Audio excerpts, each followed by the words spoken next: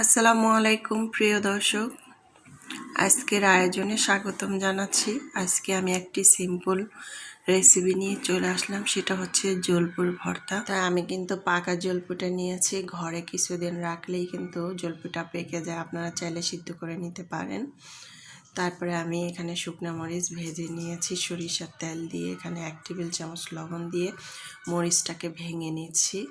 তো আমার ভাঙা হয়ে গিয়েছে। এখন আমি ধনেপাতা কুচি দিয়ে দিব। ধনেপাতা কুচিটা এভাবে মেখে নেব। তারপরে 1 টেবিল চামচ সরিষার তেল দিয়ে দিব। সরিষার তেলটাকে দিয়ে ভালোভাবে এটাকে এভাবে করে একদম গলিয়ে নিব, মেখে। দেখতেই পাচ্ছেন, এটা দিয়ে কিন্তু গরম গরম ভাত খেতে খুবই অসাধারণ লাগবে।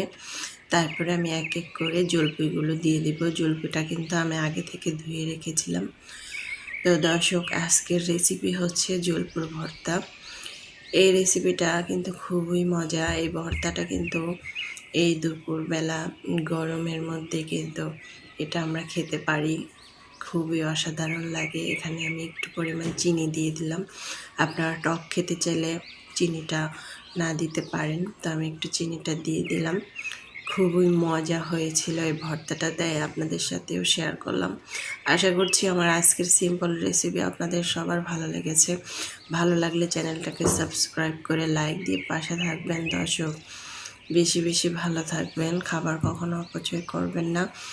আমার এরকম সিম্পল রেসিপি পেতে আমার চ্যানেলটাকে সাবস্ক্রাইব করে রাখবেন। আশা করছি আমার এই রেসিপিগুলো যারা নতুন রাঁধুনি তাদের কাজে আসবে, আশা করছি। তো দেখতে তো মাশাআল্লাহ, দেখতে খুব সুন্দর হয়েছে, খেতে তো আলহামদুলিল্লাহ। আমার কিন্তু এখনই খেতে মন চাইছে, এতটা মজা লাগতেছিল। উফ, কি বলবো, আমার কিন্তু ঠোঁটে পানি চলে আসছে। আমি কিন্তু এখনই খাবো। ঝাল ঝাল, টক টক, মিষ্টি মিষ্টি। আপনার বাসায় ট্রাই করবেন, অবশ্যই ভালো লাগবে। আল্লাহ হাফেজ।